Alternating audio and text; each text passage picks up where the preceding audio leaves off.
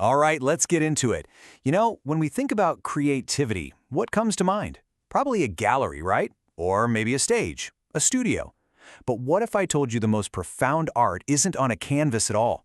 What if it's in the small, resilient choices we all make every single day?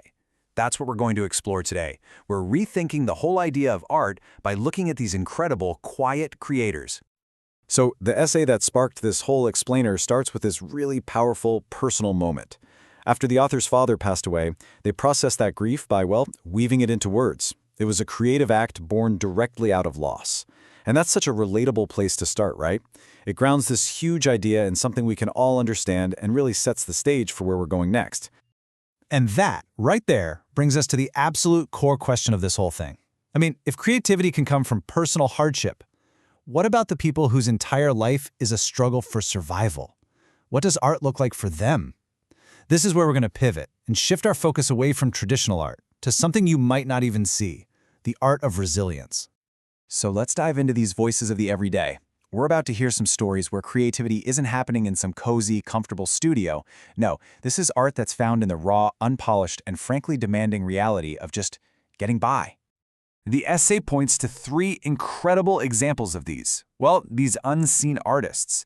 We're going to travel from a home in Mumbai to a refugee community in Germany, and then all the way to a farm in Kenya. And what you'll see is that each story shows us a totally unique and powerful form of creativity that, honestly, most of us would never even notice. First up, we meet this mother in Mumbai.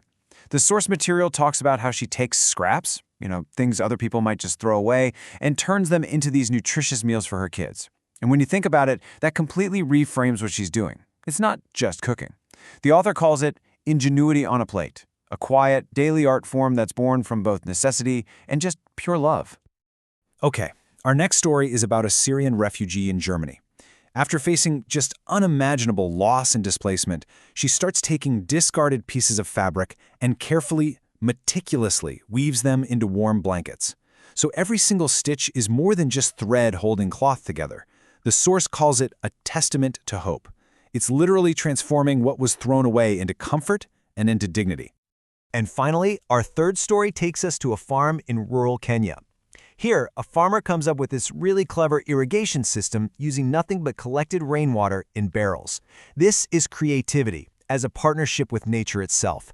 It's so practical, it's so resourceful, and I love how the source describes it, a daily active design on a canvas that's literally made of earth. Wow. These stories are just so moving, right? But it makes you wonder, what's the actual mechanism here? How do people take such immense hardship and turn it into these acts of hope? Let's dig into the psychology of it, into creativity and survival, to see if we can figure that out. The key concept, the magic ingredient, if you will, is resilience. But it's so much more than just bouncing back from something tough. The American Psychological Association actually defines it as adaptive problem solving. But here's the really important part. It's problem solving that is fueled by optimism, even when you're under incredible stress. And that optimism, that's the spark that ignites creativity. And these acts, they aren't just random flashes of inspiration. They actually follow a very deliberate creative process. Step 1, you have to confront reality head-on, the poverty, the displacement, whatever it is. Step 2, you find a harmony, right? Like the mother balancing the need for sustenance with a deep sense of love. And finally, step 3, you create utility. You resolve that sense of loss by making something new and useful, just like the refugee did with the blankets. It's pretty much the same process a professional designer would use, but it's being applied to survival itself. So, all of this is building to a really big point. If this profound creative process is happening all around us, often in the most difficult circumstances you can imagine, then we have to completely rethink what we call art and beauty. This is all about challenging that old, exclusive ivory tower idea of who gets to call themselves an artist. And you could really see the two different views of creativity when you put them side by side. On one hand, you've got your traditional ivory tower art. It's often exclusive, it's found in galleries, and it's all about those big, grand strokes. But on the other hand, you have everyday creativity. And this is inclusive. It's found in the small choices we make every day. It's not about grand strokes, it's about quiet resolve. The only thing you need to get in the door? Resilience. So, how do we actually learn to see this kind of art? The essay argues that our sense of what's beautiful, our aesthetics, isn't something we're just born with. It's something we acquire, something that's shaped by our experiences. And that is such an empowering idea, isn't it? It means we can literally train ourselves to find beauty and creativity in the mundane, in all those quiet acts of survival happening all around us. Okay, so let's bring this all back home, because this isn't just some abstract theory we're talking about. It's a lens, a new way of seeing that we can apply to our own lives. It's about taking a second to recognize the art in your quiet creation.